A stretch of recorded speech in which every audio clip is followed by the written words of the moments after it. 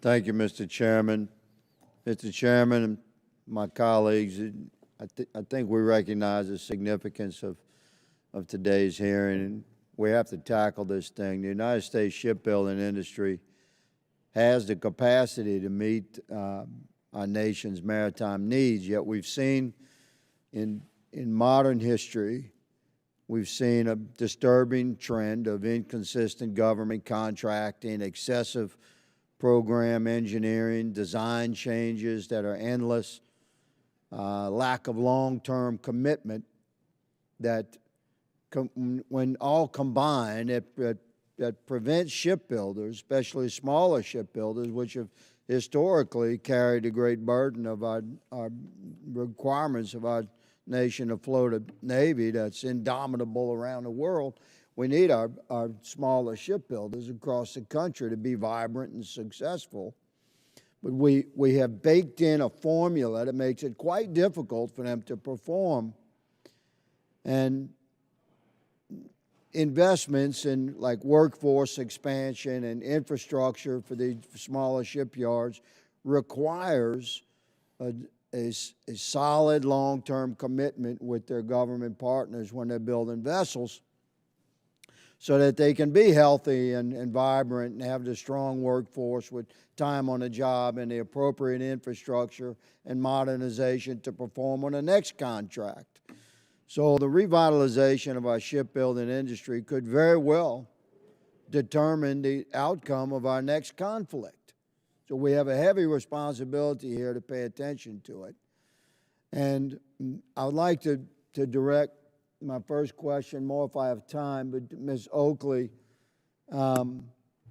given the strategic importance of strengthening our domestic shipbuilding base, which is a common theme here today, what do you see as the primary obstacle regarding what I refer to as the baked into the formula, coming from the Navy and DOD, regarding constant design changes and a moving target for our shipbuilding industry? Could you address that, please? Yeah, I think there's a couple of things. In my opening, I mentioned that the Navy often puts forward optimistic business cases, right? So the best case scenario in terms of the cost and schedule estimates, given the risks that are apparent on these programs. Everyone knew that this was going to be a challenge to build up, for example, for the Columbia-class program, the Virginia-class, maintaining both of those at the same time. But we didn't act on that information soon enough to be able to respond. And so I think that really critically examining— You said soon enough, but you're describing years past, correct? Yeah. Yes, ma'am. Please continue. So I think one of the biggest challenges with regard to what we've seen in Navy shipbuilding over the years in respects to design is that not enough work is done up front to be able to know what we're signing on the dotted line for. Agreed. And Howard, if I can shift, because I'm respectful of your time and the ticking clock here, regarding American yards and shipbuilding, and how the Jones Act plugs in there. And would you address the consequences of overdependence from an American perspective and a national security and indeed a world security perspective, for America's, the danger of overdependence on foreign shipyards and how that plugs into the Jones Act, for instance, in the icebreaker realm? I think the ships should be made in America. Would you address that topic, please, Ms. Oakley?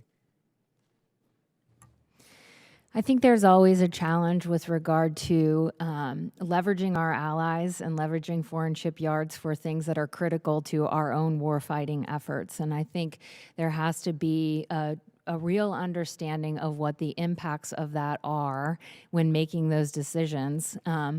Also balanced with what can our industrial base realistically provide us. And I think that that's part of the problem right now is that we're hoping that this industrial base can be mobilized to be able to meet our needs and grow our fleet to 381. Would you agree that to identify a category of vessels as, say, crucial vessels, would you agree generally that American treasure should be invested in American shipyards and the building of crucial vessels? I mean, I would say that the Navy would agree with you. I don't know that I necessarily have a position on that. Thank you, Madam, for an honest answer. Mr. Chairman, I yield.